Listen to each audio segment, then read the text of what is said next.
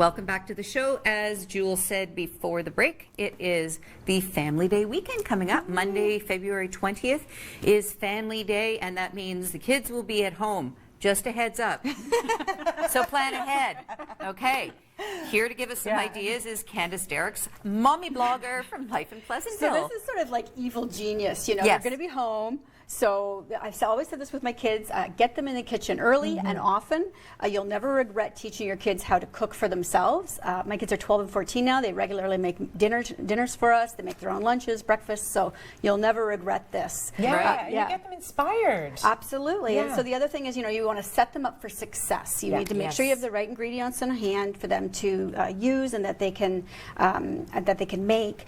And so I brought some examples. So it looks like you're going to walk us through the day here. Yeah, I love it. pretty Right, much. so we're going to start with a nutritious.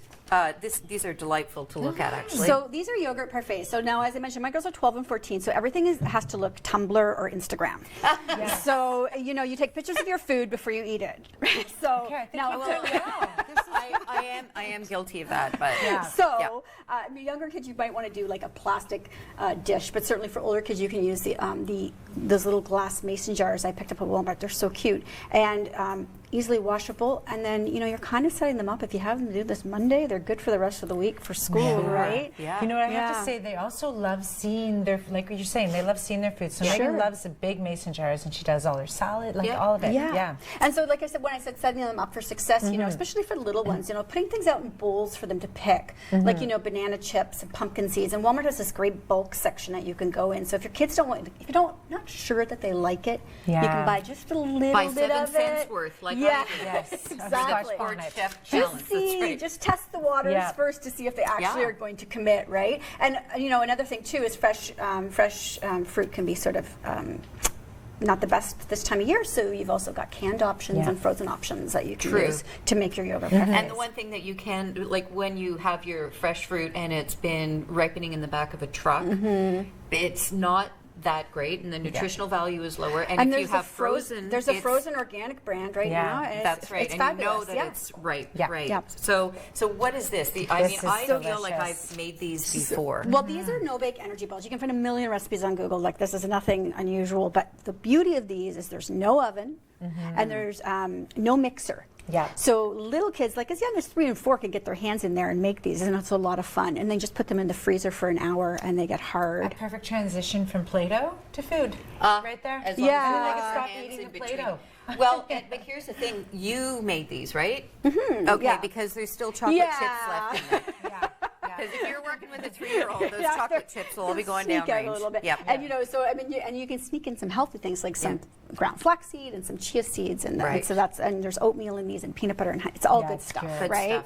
Yeah. And so what is this looks like sandwich stuff? Well, grilled cheese, which is a classic for kids, but what you want to do is when, you know, this is sort of my third thing, there's no rules in the kitchen. The greatest chefs don't have rules, right? So you let them get creative. You can use white bread, brown, but I mean, try a hamburger bun, a hot dog bun, 4 kinds of cheeses, apples that are good, tomatoes, dipping sauces, ketchup, barbecue, mustard, you know, and let them get creative. If they even want to put some crunched up chips on it for a little crunch, or I've seen a KD grilled cheese.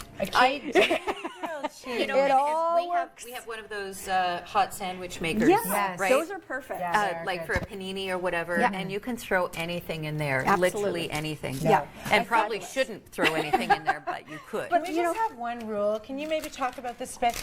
No rules in the kitchen except put it away. Yes. Put it away. Like your kids should know where these things belong. Absolutely, yes. Because I feel like they love going in there.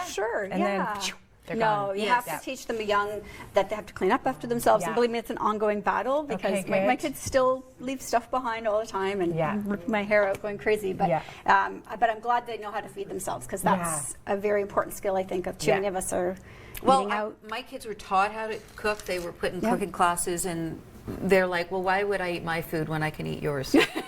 That's now they're though. Right. That's what happens when they get to be 16. They're very smart. And then another thing, Family Day, you know, is obviously I brought in some paper plates because, you know, mom should take it easy too. You're going to be in the kitchen with them. It's like a picnic, right? Yeah. You just have take fun with it. It's a staycation. Exactly. Yeah. And so pizza is like $4.88 at Walmart. And, you know, you cut a pizza usually in 8 slices. Well, you can do what's called geometry za. And so you can actually have them cut pizza in cool different shapes. So you can do like a ladybug and a superstar and a football, and just have them have fun with it. I mean, and at $4.88 a pizza. Yeah, have fun. And you know what I used to do with my kids? You can get the tortilla wraps at Walmart and the pizza sauce, and let them make their own skinny crust, like a thin crust pizza, right? Yeah, that's smart with whatever bits and pieces that you have around, and it's all right there. And pizza on an English muffin. Like, again, it doesn't have to, you can really, there's lots of ways you can get creative in the kitchen with kids. I feel like the kids do know how to get creative, right? Because you just like open the fridge and pull out what you need, and it makes them try new things that they might not otherwise. And you so too, that's even when you sometimes. hide those things in the fridge. Do you ever do that? You hide the like passion fruits and I typically don't hide things because they can't find anything unless it's right in front of them. I put it in there, so when they open it up, they're like, "Wow, what's this? I should try it." Yes, exactly. They come to it on their own. Yeah, I mean, this is all available in one spot, and especially the thing about Walmart these days is the fresh food section. Well, I'm a big fan of, like I said, they're frozen organic fruits. I'm a big fan of. I go in all the time to stock up on that because it's this time of year. It's fabulous, right? And it's good for smoothies. Kids love smoothies too. That's another great one to get your kids on, is making their own smoothies. Clean up right away by looking on her face. And you know, my daughter found this. Wasn't that obvious? It's a little traumatized. My daughter found this awesome recipe for frozen fruit. Well, she froze the fruit and blended it and put some honey in it, refroze it, and she had gelato. It was amazing. I was like, what?